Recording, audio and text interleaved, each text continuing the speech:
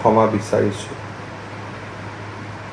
লোকপ্ৰিয় গোপীনাথ বৰদলৈ 1890 চনৰ 6 জুনত তেখেত জন্মগ্ৰহণ কৰিছিল আৰু 1950 চনৰ 5 আগষ্টত এক প্ৰকাৰ ক'ব গ'লে খুব কম জীৱন সময় লৈ মাত্ৰ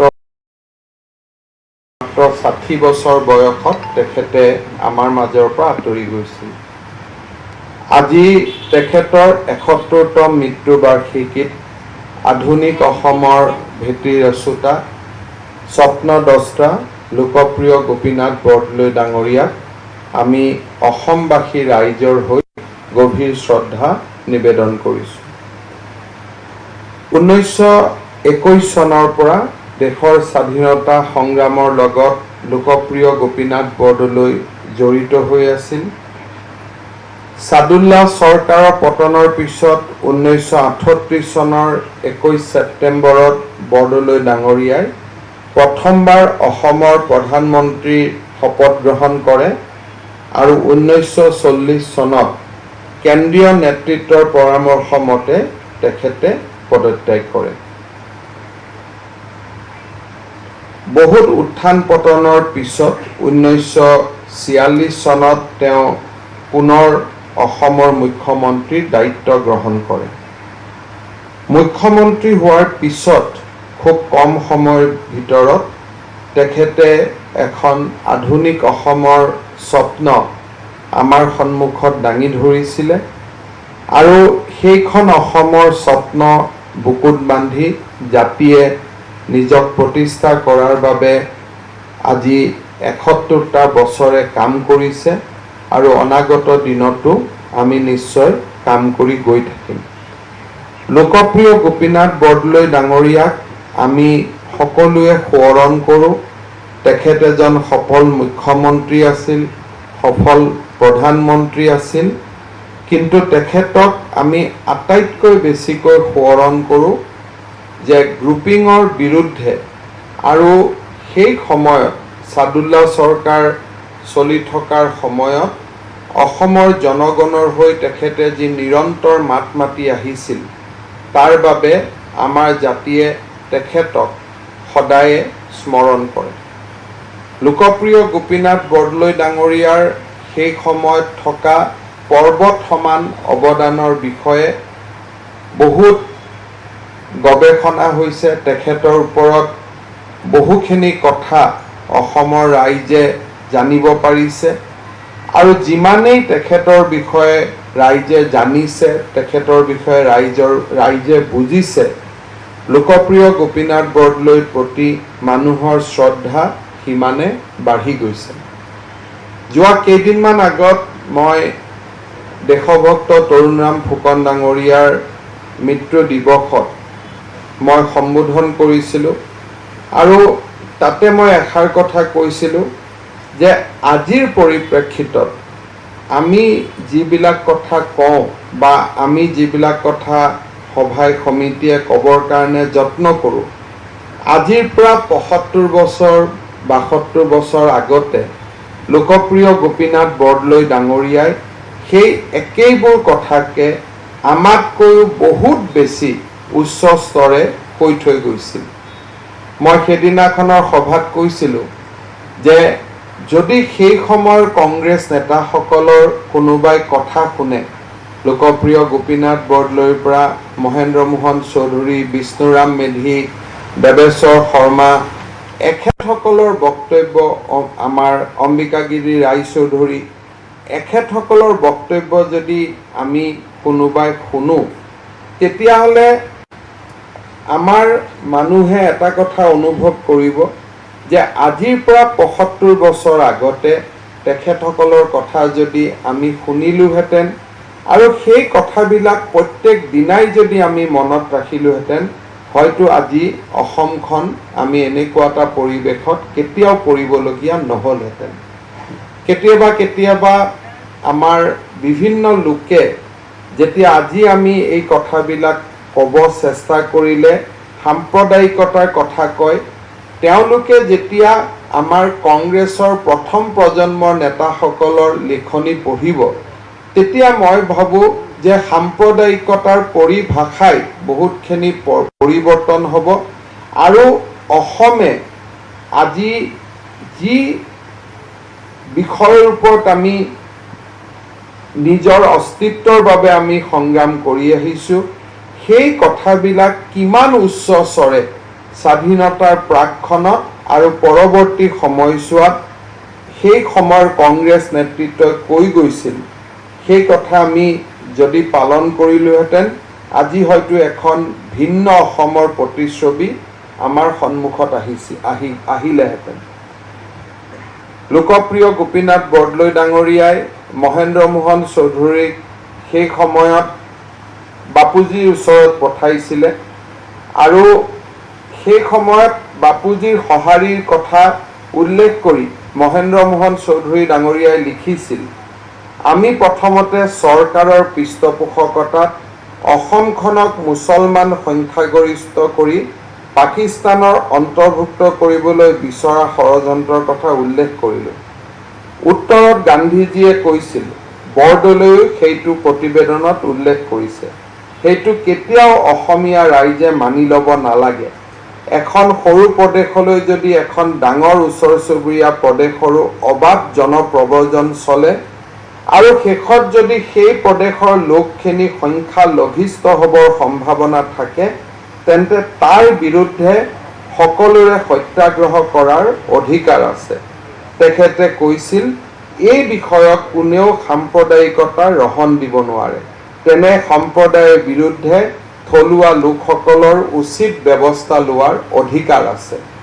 যেতিয়া আমি পূৰ্ববংগীয় মুছলমান অনুপ্ৰৱেশৰ কথা কওঁ আৰু সেই কথা কওঁতে যেতিয়া মানুহে আমাক সাম্প্ৰদায়িক বুলি অভিযোগ কৰে তাৰ উত্তৰ গান্ধীজীয়ে দি থৈ গৈছিল মহেন্দ্ৰ মোহন চৌধুৰীৰ ভাষাত যে তেনে সংগ্ৰামক কেতিয়াও সাম্প্ৰদায়িকতাৰ ৰূপ দিব নোৱাৰি, কাৰণ তেনে সম্প্ৰদায়ৰ বিৰুদ্ধে উচিত ব্যৱস্থা লোৱাৰ অধিকাৰ থলুৱা সম্প্ৰদায়ৰ আছে। গান্ধীজীয়ে এই কথা কৈছিল আৰু এই কথা ইন ডিটো মহেন্দ্ৰ মোহন চৌধুৰী ডাঙৰীয়াই উল্লেখ কৰি গৈছিলে। লোকপ্ৰিয় গোপীনাথ বৰদলৈৰ ৰাজনৈতিক দূৰদৰ্শিতাৰ কথা উল্লেখ কৰি মহেন্দ্ৰ মোহন চৌধুৰী আৰু লিখিছিল যে 1946 চনৰ সাধাৰণ নিৰ্বাচনত যদি কংগ্ৰেছে নিৰংকুশ সংখ্যাগৰিষ্ঠতা লাভ কৰিব নোৱাৰিলেহেঁতেন তেনেহ'লে অসমক যে পাকিস্তান ৰাহুৱে গ্ৰাস কৰিলেহেঁতেন তাত কোনো ভুল নাই আৰু সেইটো সম্ভৱ হৈছিল লোকপ্ৰিয় গোপীনাথ বৰদলৈৰ বুদ্ধিমত্তা আৰু জনপ্ৰিয়তাৰ কাৰণে।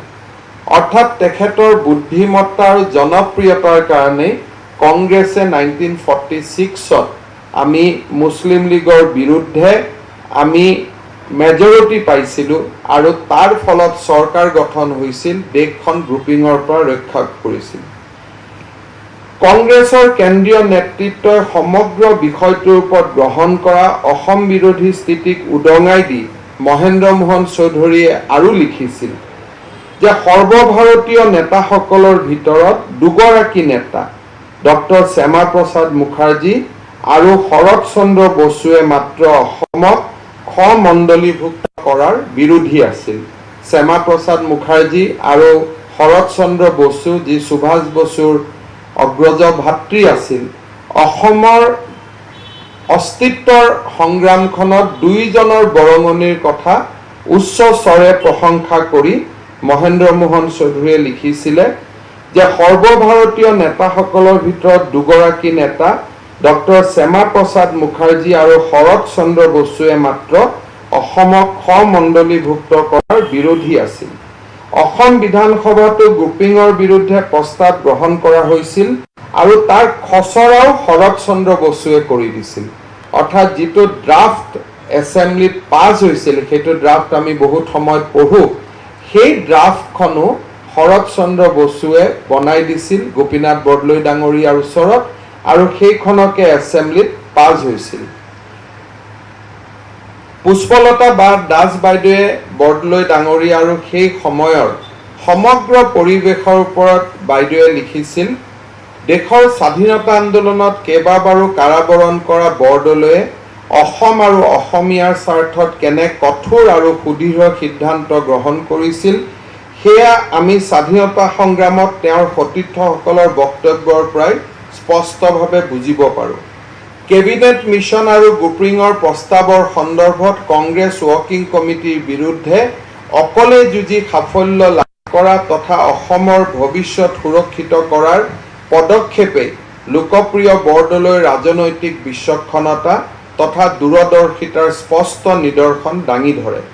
সেই সন্দৰ্ভত সতীৰ্থ সংগ্ৰামী তথা জ্যেষ্ঠ কংগ্ৰেছ নেত্ৰী প্ৰয়াত পুষ্পলতা দাসে লিখি থৈ গৈছে। এই ধৰণে বাইদেৱে কৈছিল, বৰদলৈদেৱৰ ৰাজনৈতিক জীৱনৰ চৰমতম সাফল্য হ'ল গ্ৰুপিং সমস্যাৰ সময়ত গান্ধীজীৰ পৰা অসমৰ সমৰ্থন লাভ। সেই সমৰ্থনে ৱৰ্কিং কমিটিত ভাৰসাম্য বিপন্ন কৰি তুলিছিল আৰু অৱশেষত পৰিস্থিতিৰ ওচৰত ৱৰ্কিং কমিটিয়ে নতি স্বীকাৰ কৰিবলৈ বাধ্য হৈছিল। অসম বিধানসভাৰ প্ৰস্তাৱটোৱে বৰদলৈদেৱৰ ৰক্ষা কৱচ আছিল আৰু তাৰে আলম লৈ তেওঁ কুশলতাৰে এই ৰাজনৈতিক ৰণ চলাইছিল। সেই দেখি পট্টাভি সীতাৰামায়াই এবাৰ আমাক কৈছিল, তোমালোকৰ বৰদলৈৰ ওজন এপিনে আৰু আনপিনে গোটেই কংগ্ৰেছ ৱৰ্কিং কমিটি। অৰ্থাৎ বৰদলৈদেৱে কেনেকৈ গোটেই কংগ্ৰেছ ৱৰ্কিং কমিটিৰ বিৰুদ্ধে অকলে যুঁজিছিল সেই কথা পট্টাভি সীতাৰামায়াৰ ভাষাত পুষ্পলতা দাস ডাঙৰীয়ানীয়ে কৈ থৈ গৈছিল। পুষ্পলতা দাসে আৰু লিখিছে যে নেহেৰুজীয়ে অসম বিধানসভাৰ এই প্ৰস্তাৱটো ভাল পোৱা নাছিল, কাৰণ মুছলিম লীগে কংগ্ৰেছ আৰু অসমৰ এই সিদ্ধান্তৰ প্ৰতিবাদ জনাই গণ পৰিষদ বৰ্জন কৰিবলৈ স্থিৰ কৰিছিল। অৰ্থাৎ নেহেৰুৱে মুছলিম লীগক সেই সময়ত এপিচ কৰি সংবিধান সভাত মুছলিম লীগ যাতে থাকে, তেওঁলোকে যাতে মুছলিম লীগে সংবিধান সভা বৰ্জন নকৰে তাৰ কাৰণে প্ৰচেষ্টা চলাইছিল। কিন্তু কংগ্ৰেছৰ অসম বিধানসভাৰ এই প্ৰস্তাৱটোৱে নেহেৰুৰ সেই পৰিকল্পনাত বাধাৰ সৃষ্টি কৰিছিল। তেওঁ সেই দেখি কংগ্ৰেছ সভাপতি হিচাপে বৰদলৈদেৱলৈ চিঠি লিখিছিলে যে অসম বিধানসভাই প্ৰস্তাৱটো উবাজুবাকৈ গ্ৰহণ কৰিলে যেন লাগিছে, ছেকশ্যন আৰু গ্ৰুপ সম্বন্ধে তেওঁলোকৰ ধাৰণাৰ খেলিমেলি আছে। ইয়াৰ উত্তৰত বৰদলৈদেৱে গান্ধীজীক দৃঢ়তাৰে জনাইছিল যে অসম বিধানসভাৰ প্ৰস্তাৱত একো খেলিমেলি নাই, বৰঞ্চ আপোনাৰ অনাতাঁৰ ভাষণতহে অসমৰ ৰাইজে কিছু খেলিমেলি পাইছে। অৰ্থাৎ গান্ধীজীৰ লগত সেই সময়ত বৰদলৈ ডাঙৰীয়াই সমানে সমানে নেহেৰুৰ লগত সমানে সমানে যুঁজ কৰিছিল। আৰু পুষ্পলতা দাস বাইদেউৰ ভাষাত আছিলে যে গান্ধীজীৰ সমৰ্থন যিহেতু বৰদলৈৰ লগত আছিলে, সেইকাৰণে বৰদলৈ ডাঙৰীয়াই নেহেৰুৰ বিৰুদ্ধেও যুঁজিবলৈ সাহস কৰিছিল। অসমৰ সদস্যসকলৰ এই গোহাৰিয়ে নেহেৰুক উত্তেজিত কৰি তোলে। তেওঁ উত্তেজনাৰ মুহূৰ্তত হেনো কৈছিল যে অসমে লীগৰ দৰে আকোৰগোজ মনোভাৱ লৈ দেশৰ সৰ্বনাশ কৰিব খুজিছে। আকৌ পুষ্পলতা দাস বাইদেৱে কৈ থৈ গৈছিল যে মহাত্মা গান্ধীৰ বাহিৰে দেশৰ আৰু দুজন নেতাইহে এই গভীৰ সংকটৰ সময়ত অসমলৈ সমৰ্থন আগবঢ়াইছিল।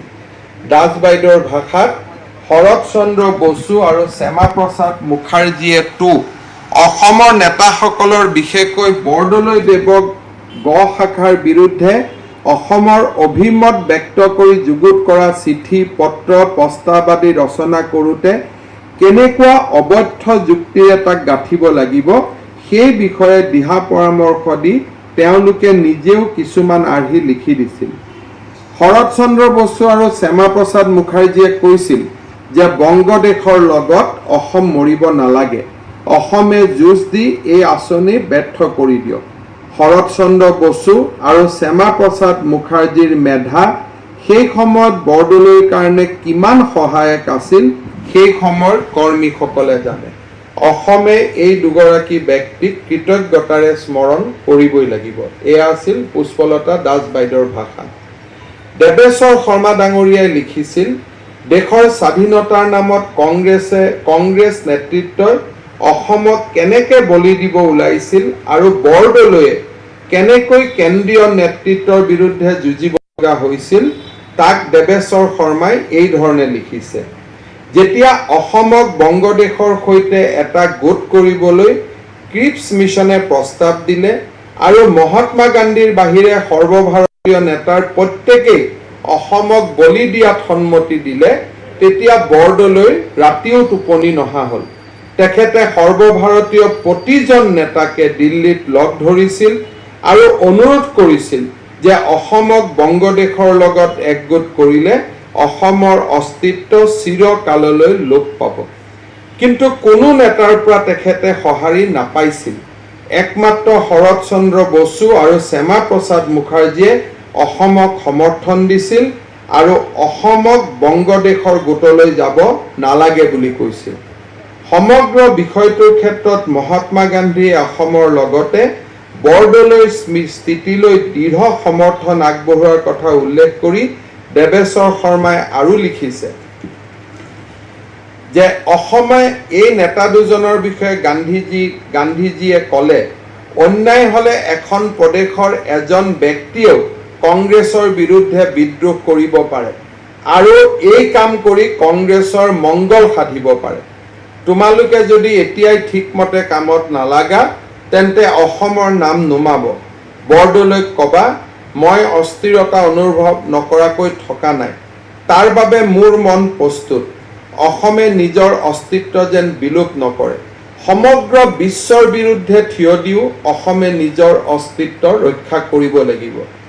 নচেত মই ক'ম যে অসমত কেৱল বাওনাহে আছে, মানুহ নাই। মহাত্মা গান্ধীৰ বাণীত অসমীয়া ৰাইজে অফুৰন্ত প্ৰেৰণা আৰু অদম্য সাহস লাভ কৰিলে। অসমৰ কংগ্ৰেছ কৰ্মীসকল কংগ্ৰেছৰ কৰ্মক্ষেত্ৰত অধিক তৎপৰ হৈ পৰিল। বৰদলৈ ডাঙৰীয়াই উদ্দীপ্ত আৰু দৃঢ় কণ্ঠে ঘোষণা কৰিলে যে অসমে ছেকশ্যন বা শাখা পৰিষদত কোনো পধ্যেই যোগ নিদিয়ে, দেশৰ লগত গোট নাবান্ধে। অমিয় কুমাৰ দাসে লিখিছিল, কংগ্ৰেছৰ কেন্দ্ৰীয় নেতৃত্বৰ প্ৰতি অসমৰ বিশ্বাসঘাতকতাৰ বিপৰীতে আপোনালোকে যদি ৱৰ্ডবিলাক চাই, বিশ্বাসঘাতকতা, বলি, অৰ্থাৎ কেনেকুৱা ধৰণৰ এটা পৰিৱেশ সৃষ্টি হৈছিল যে এইসকল মহামনীষীৰ শব্দত এটা এক্সট্ৰিম লাইন লৈছিলে, যিটো লাইন আজি আমি ক'লে হয়তো বহুতে আমাক সাম্প্ৰদায়িক বুলি ক'ব। কংগ্ৰেছৰ কেন্দ্ৰীয় নেতৃত্বৰ অসমৰ প্ৰতি বিশ্বাসঘাতকতাৰ চিৰকাল সদায় যাতে সেউজ হৈ থাকে। লোকপ্ৰিয় গোপীনাথ বৰদলৈ ডাঙৰীয়াৰ এই জন্মদিনটোক আমি অসমৰ বিষয়া আৰু কৰ্মচাৰীসকলক তেওঁলোকৰ কৰ্ম সংস্কৃতিৰ প্ৰতি থকা আগ্ৰহৰ প্ৰতি সন্মান জনাবলৈ এই দিনটোত অসম চৰকাৰে লোকসেৱা দিৱস, ডে অফ পাব্লিক ছাৰ্ভিচ, সেই ধৰণে গ্ৰহণ কৰাৰ বাবে আমি সিদ্ধান্ত লৈছোঁ। আজিৰ দিনটোত আমাৰ কোভিডৰ কাৰণে এই দিনটো আমি যি ধৰণে এই বছৰ পালন কৰিব লাগে আমি কৰা নাই। অহা বছৰৰ পৰা প্ৰত্যেক জিলা আৰু ৰাজ্যিক পৰ্যায়ত অসমত আটাইতকৈ ভাল পাব্লিক ছাৰ্ভিচ দিয়া বিষয়া কৰ্মচাৰীসকলক সন্মান জনোৱা, দিনজোৰা প্ৰচেষ্টাৰে বৰদলৈৰ অসমখনক নতুন ৰূপত প্ৰতিষ্ঠা কৰাবৰ বাবে কৰ্ম সংস্কৃতিৰ এটা নতুন পৰিৱেশ সৃষ্টি কৰা, এই গোটেই দিশ সামৰি আমি দিনজোৰা কাৰ্যসূচীৰে পালন কৰাৰ সিদ্ধান্ত লৈছোঁ। অসমৰ প্ৰথমগৰাকী মুখ্যমন্ত্ৰী গোপীনাথ বৰদলৈৰ প্ৰতিচ্ছবি অসমৰ চৰকাৰী কাৰ্যালয়ত ৰখাৰ বাবে আমি সিদ্ধান্ত লৈছোঁ আৰু এটা এটাকৈ গোপীনাথ বৰদলৈৰ স্মৃতি, তেখেতৰ ত্যাগ, তেখেতৰ আদৰ্শ অসমৰ নতুন প্ৰজন্মৰ মাজত চিৰসেউজ কৰি ৰখাৰ আমি প্ৰচেষ্টা হাতত লৈছোঁ। মই ভাবোঁ যে আমাৰ স্বাধীনতা সংগ্ৰামী সকলৰ জীৱন, তেওঁলোকৰ জীৱনী, তেওঁলোকৰ লেখা আমি যিমানেই পঢ়িম, লোকপ্ৰিয় গোপীনাথ বৰদলৈৰ প্ৰতি আমাৰ শ্ৰদ্ধা সিমানেই বাঢ়িব। সেই সময়ত যিটো সময়ত প্লেন নাছিল, টিভি নাছিল, ছ'চিয়েল মিডিয়া নাছিল, সেই সময়ত কেনেকৈ গুৱাহাটীত থিয় হৈ, অসমত থিয় হৈ সমগ্ৰ কংগ্ৰেছ ৱৰ্কিং কমিটিৰ বিৰুদ্ধে যুঁজ দি তেওঁ কেনেকৈ অসমখনক ৰক্ষা কৰিছিল আৰু সেই সংগ্ৰাম আমি জাতিয়ে আজিও কি ধৰণে কৰিবলগীয়া হৈ আছে, এই গোটেইবোৰ কথা আমি নিশ্চয় আজিৰ দিনটোত আকৌ এবাৰ ৰোমন্থন কৰিম আৰু জাতিয়ে বৰদলৈ ডাঙৰীয়াৰ ওচৰত নিজৰ কৃতজ্ঞতা আৰু শ্ৰদ্ধা আজিৰ দিনটোত আকৌ এবাৰ প্ৰকাশ কৰিব। মই পুনৰ লোকপ্ৰিয় গোপীনাথ বৰদলৈ ডাঙৰীয়াৰ প্ৰতি অসমবাসীৰ শ্ৰদ্ধা নিবেদন কৰি মই মোৰ বক্তব্যৰ সামৰণি মাৰিছোঁ। ধন্যবাদ। জয়